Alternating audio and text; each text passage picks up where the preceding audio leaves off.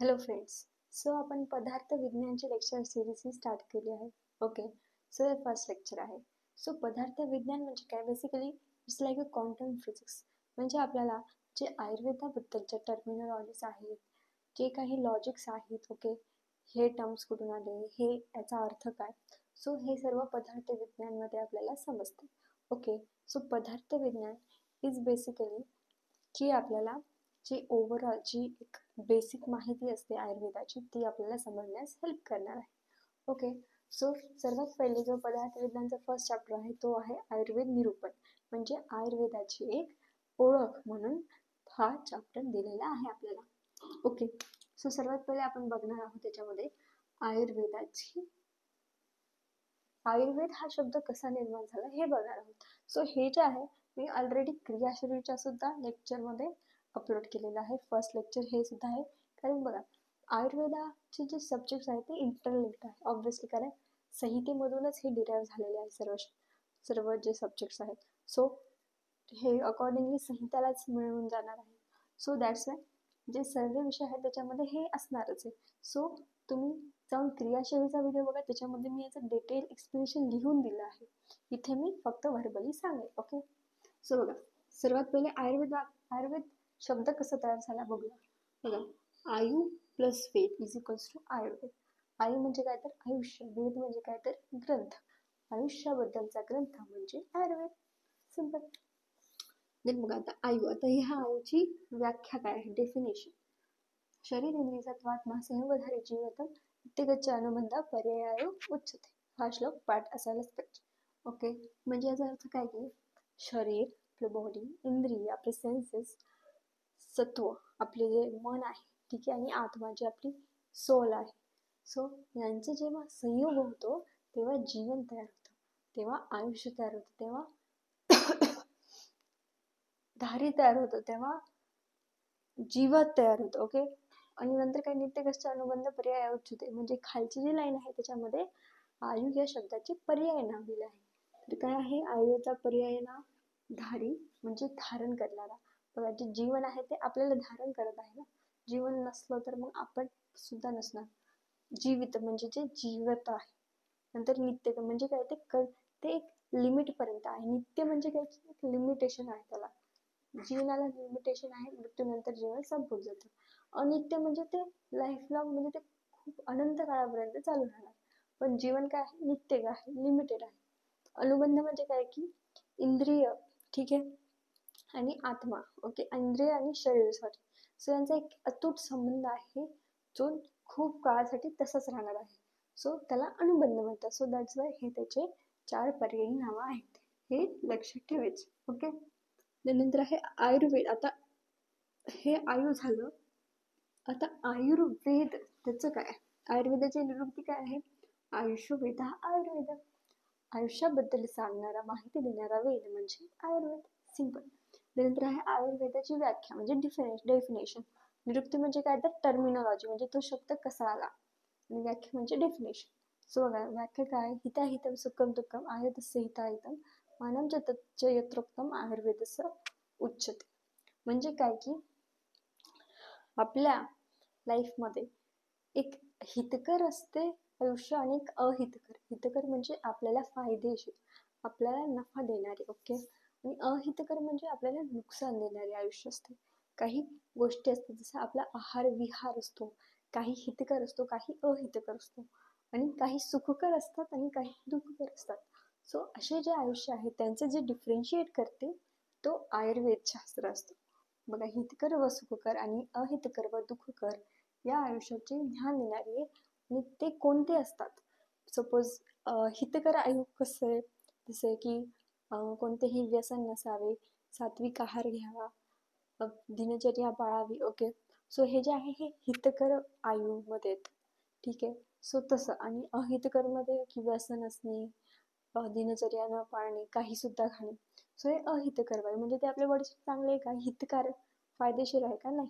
So याचं जे एक डिफरन्शिएट ते आयुर्वेदाने केले आहे, म्हणून ते शास्त्र हे आयुर्वेद आहे. ओके. त्यानंतर प्रयोजन म्हणजे काय की कोणत्या बेसिसवरून आयुर्वेद आहे, त्याचं मूळ कारण काय आयुर्वेदाचं, आयुर्वेद फॉर्म होण्याचं मूळ कारण काय? सो हे आहे त्याचं मोटिव्ह काय आहे आयुर्वेदाचं, की प्रयोजन चास्य स्वास्थ्यस्य स्वास्थ्य रक्षणम आतुरस्य विकारम प्रशमनच, म्हणजेच की स्वस्थ व्यक्तीचे स्वास्थ्य टिकून राहणे आणि सेकंड व्याधीने पीडित व्यक्तीचा व्याधी दूर करणे, हे त्याचे प्रयोजन आहे आयुर्वेदाचे. म्हणजे सपोज माझं प्रयोजन काय, आता मी BMS सेकंड इयरमध्ये, माझं प्रयोजन काय असेल की मला BMS पास आउट व्हायचं, BMS डिग्री घ्यायची, मला ते प्रयोजन असते, ते माझं एक मोटिव्ह आहे. सो आयुर्वेदाचं काय आहे की जे स्वस्त आहे. Suppose I am healthy person, okay, so me healthy आहे तर माझी हेल्थ मेंटेन कशी राहील ते आयुर्वेदाला सांगायचं आहे. आणि सेकंड, सपोज कोणी अनहेल्दी पर्सन आहे, सो त्याला हेल्दी कसं बनवायचं ते आयुर्वेदाला सांगितलं आहे. सो हे आयुर्वेदाचं प्रयोजन आहे. आता नेक्स्ट बघू. आता हे जे आहे हे आहे आयुर्वेदाचे लक्षणे. कशाचे लक्षणे? कारण याने आपल्याला सिद्ध करायचे आहे की आयुर्वेद हे शाश्वत आहे. शाश्वत मीन्स ते कंटिन्युअस प्रोसेस आहे, त्याचा काही स्टार्टिंग पॉईंट नाही आणि काही एंड पॉईंट नाही. कारण आयुर्वेद जे आहे हे ब्रह्माच्याकडून आपल्याला भेटलेलं आहे. ओके, ब्रह्माने ते स्मृत केलं आहे आणि आपल्यापर्यंत पोचलं आहे. सो जसा ब्रह्मा हा अनंत आहे, अनादि आहे, म्हणजे त्याचं स्टार्टिंग नाही आणि एंडही नाही, आयुर्वेदही स्टार्टिंग नाही आणि एंड नाही. तर हे कशावरून सिद्ध होतं? तर त्याचे हे 3 लक्षणे आहेत. ओके, ते कोणते आहेत बघा. फर्स्ट आहे अनादित्वात. अनादित्वात, आता ते बघू. अनादित्वात म्हणजे काय? अनआदी म्हणजे त्याच्या आधी काही स्टार्टिंग नाहीये, त्याला अनादी म्हणतात. ठीक आहे, बघा. प्रारंभ काळ माहित नाही, म्हणजे बघा स्टार्टिंग पॉईंट माहित नाही आणि अंत केव्हा होईल हेही माहित नाही, एंड केव्हा हेही माहित नाही. आयुर्वेदाचं माहिती का कोणाला? नाही. सो दॅट्स वाय ते काय आहे? नित्य आहे. नित्य म्हणजे काय? सो नित्य, मी पहिले ते चुकीचं सांगत होता. नित्य म्हणजे की जे कंटिन्युअस चालू राहतं त्याला नित्य म्हणतात. आयुर्वेद सुद्धा हे नित्य आहे, ते कंटिन्युअस चालू राहणार आहे. कारण आपल्याला त्याचा एंड हा कुठे होणार माहीत आहे का? नाही. आपण सांगू शकतो का as a human? No. So that's why Ayurveda हे नित्य आहे. ठीक आहे. नंतर काय? सृष्टीच्या सुरुवातीपासून आयुष्याचे ज्ञान म्हणून अनादित्व. बघा, सृष्टी म्हणजे आपली जी अर्थ आहे, ओके, सो ती जेव्हा फॉर्म झाली होती तर तिच्या आधीपासून आयुर्वेद आहे, कारण ते ब्रह्माकडून आलेलं आहे. ब्रह्मदेव त्याच्या आधीपासूनच होते. ओके, सो दॅट्स वाय ते काय आहे? अनादि आहे, म्हणजे त्याचं काही स्टार्टिंग नाही आणि एंड नाही. Hence proved. नंतर आहे स्वभाव संसिद्ध लक्षणत्वात. म्हणजे काय? की जसे पंचमहाभूतांचे शब्द आदी गुण हे त्रिकाल अबाधित व स्वभावतः सिद्ध आहेत. म्हणजे बघा, पंचमहाभूत असतात माहिती, पृथ्वी, जल, तेज, वायू आणि आकाश. ओके, सूर्यांचे गुण असतात, शब्द, स्पर्श, रूप, रस, गंध. म्हणजे या पंचमहाभूतामुळे आपण त्यांच्या गुणामुळे आपलं जे बॉडी असते, जे इंद्रिय असतात ते कार्य करतात. सो त्यांचे जे गुण आहेत शब्द आदी, सो ते त्रिकाल व अबाधित आहे. म्हणजे त्यांना आपण कधी एक कॉन्ट्रोवर्सी करू शकत नाही, त्याच्याबद्दल आपण क्वेश्चन हे मार्कच नाही करू शकत की हे असंच का बरं, कारण ते एक एक्झॅक्ट फॅक्ट आहेत. ओके, सो दॅट्स वाय ते स्वभावतः सिद्ध आहेत ऑलरेडी. जसं की बघा, मिरची नष्ट झाली तरी तिचं जे तिखटपण, आता मिरची असते, ओके, मिरची तिखट असते ऑब्व्हियसली, गोड तर नसते. सो मिरची तिखट असते, सो ती आपण सपोज खाल्ली, तिला जाळलं, काय पण केलं, ओके, म्हणजे मिरचीला काय करायला नष्ट केलं. ओके, पण मिरची तिखट होती आपल्याला माहिती, येस. नंतर दुसरी मिरची आली, दुसरी मिरची घेतली आपण, ठीक आहे, झाडाची तोडली, ती मिरची खाल्ली, ती काय गोड असणार आहे का? नाही, ती सुद्धा तिखटच असेल. म्हणजे एक मिरची ती नष्ट झाली, तिचा जो तिखटपणा होता तो तसाच राहिला ना ऑब्व्हियसली. ती नष्ट झाल्यामुळे ते तिखटपणा गोडमध्ये कन्वर्ट झाला का? नाही. आणि दुसरी मिरची आली, तिचं सुद्धा तिखटच होता, तिचं पण तसंच राहणार आहे. म्हणजे एक गोष्ट नष्ट झाली तरी तिचे जे गुण आहे तो तसाच राहतो.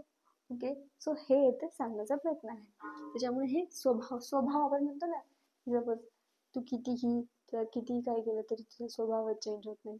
सो दॅट्स वाय स्वभाव इथे असं सांगितलं आहे. मिरची स्वभाव आहे तिखट असते, सो मिरची जरी मेली तरी ते तिखटच राहतं. सो हे आहे स्वभावाने सिद्ध की ते आयुर्वेद सुद्धा असंच राहणार आहे. ओके, त्यानंतर आहे भाव स्वभाव नित्यत्वात. ठीक आहे, म्हणजे काय की जो उत्पत्तीशील पदार्थ असतो त्यांचा जो स्वतःचा स्वभाव असतो तो नित्य असतो. ठीक आहे, जसं की एक्झाम्पल, जलामध्ये द्रवत्व, अग्नीमध्ये उष्णता, म्हणजे काय तर फलस्वरूप परिणाम नित्य. म्हणजे बघा, कोणतीही गोष्ट आपण सपोज फॉर्म केली, सपोज आपण आंब्याचं बी आहे, ओके, आंब्याचं बी प्लांट केला, सो त्याचं झाड, सीताफळाचं झाड येणार आहे का? नाही, आंब्याचंच येईल ना, कारण आपण प्लांट केलं तर आंब्याचं. म्हणजे एखादी गोष्ट आहे तर तिचं जे मूळ स्वभाव आहे तो नित्य आहे, तो कधीही नष्ट नाही होणार. आंब्याच्या याच्यामधून आंब्याचंच झाड निघणार आहे, दुसरं चेंज फॉर काही रिएक्शन होऊन काय होऊन फळ जे आहे ते चेंज नाही होणार. सो इथे तेच दिले की ते नित्य आहे. ओके, सो हे यांनी हेच प्रूव्ह होतं की आयुर्वेद हे भाव स्वभावातच सिद्ध आहे. सो हे 3 लक्षणं आहेत, त्याच्यामुळे समजतं की आयुर्वेद हे शाश्वत आहे. इथे ब्रह्मदेवासारखे एकदम या सृष्टीच्या वरती आहे असं आपण समजू शकतो आयुर्वेदाला. ओके, सो हे आपलं टोटल आयुर्वेदाबद्दलचं ज्ञान होतं पदार्थ विज्ञानमध्ये. ठीक आहे, त्याच्या पुढच्या लेक्चरमध्ये आपण सिद्धांत शिकू. Okay, thank you.